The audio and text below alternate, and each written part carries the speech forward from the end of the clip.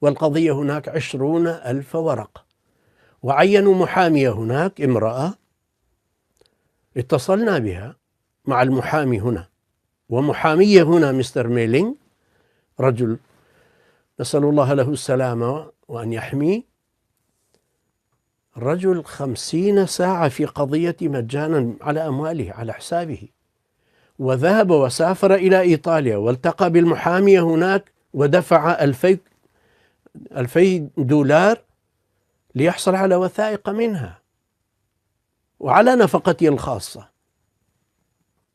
لأنه منذ 17 عاما وهو يتابع قضيتي ويعرف أكاذيب السياسيين الذين اختلقوا هذه الأكاذيب ويقدموني إلى المحاكم. الآن يستحون أن يقدموني إلى المحاكم مرة أخرى، وبالمناسبة عمري أصبح 63 سنة، وإذا أدخل المحاكم هذه المرة فستكون المرة 63، والمجتمع لا يقبل مثل هذا. وأصحاب القوانين أو أهل القانون في هذه البلاد والحقوقيون ضجروا وكتبوا، قالوا ما هذا؟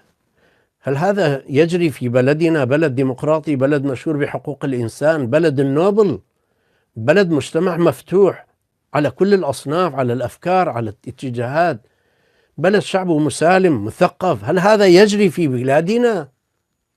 نعم، هذا يجري في بلادكم. والغريب أن المحامية هناك بعد 5 أيام تبدأ أيام المحاكمة في يوم 7 من شهر شباط 2019، والمحامية لم يدفعوا لها مالا وتقول سأحضر المحكمة. كيف؟ هل رأينا من رجل غربي يحضر محاكمة لرجل آخر في